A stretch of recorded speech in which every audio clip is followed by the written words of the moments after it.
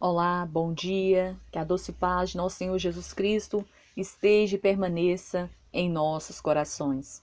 Hoje o Senhor nos levanta a meditar a respeito, da unidade do corpo de Cristo, de como é importante cada um de nós ocuparmos de forma operante e eficaz, a função que o Senhor nos chamou para ocupar no reino dele. Para que nós venhamos exercer ali os nossos dons, no chamado para qual o Senhor nos designou.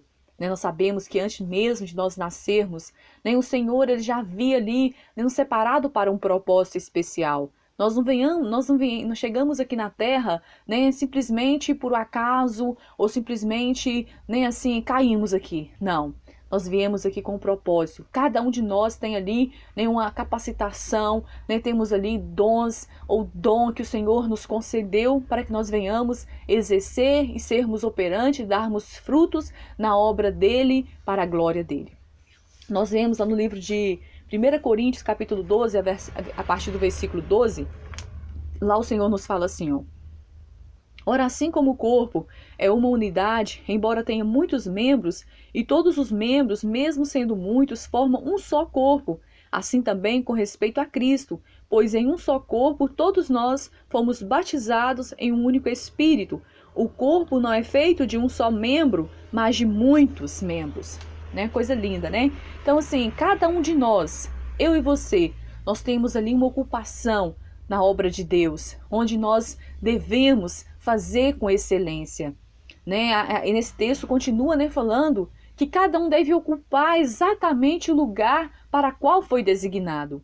E não querer ocupar o lugar do outro, porque, por exemplo, se eu deixar de fazer minha função e querer ocupar o lugar de outro por algum motivo, eu vou estar errando, porque a minha função vai estar ali parada, a minha função vai deixar de funcionar. E uma vez que a minha função pare de funcionar, o corpo vai sentir, vai precisar. Então, nós precisamos exatamente ocupar o nosso lugar para o qual o Senhor nos chamou, nos capacitou e nos confiou. Nós vemos um grande exemplo do bom funcionamento da obra de Deus lá no livro de Êxodo, capítulo 17, a partir do versículo 8. Lá nos fala que quando os amalequitas levantaram para atacar o povo de Deus, Moisés então, ele orientado por Josué, escolheu alguns soldados para que fossem com Josué a batalha física, aquele confronto ali, enquanto que Moisés, Arão e Ur subiram, ao monte para que Moisés clamasse ali ao Senhor, para que intervisse, ajudasse ali naquela batalha e concedesse vitória ao povo de Deus. É interessante que lá fala que quando Moisés estava com as mãos levantadas, Josué e os soldados venciam.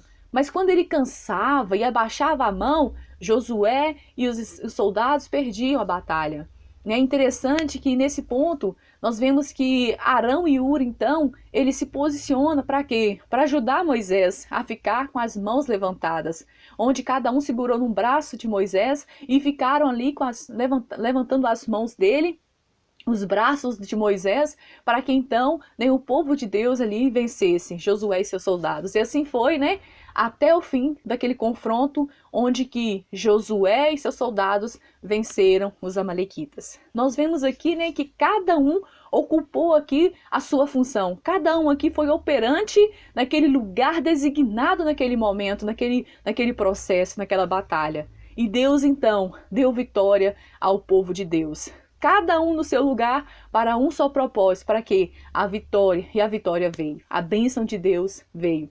Nem assim somos nós no corpo de Deus. Nós devemos ocupar com excelência o nosso chamado, seja qual área você foi chamado, seja qual função você foi designado.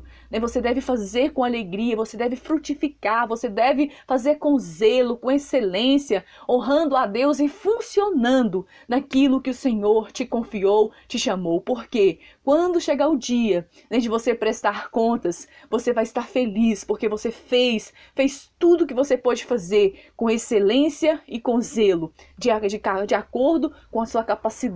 Amém? Que o Senhor nos ajude a assim sermos operantes na obra de Deus, no lugar que nós fomos chamados. Amém? Que o Senhor te abençoe grandemente.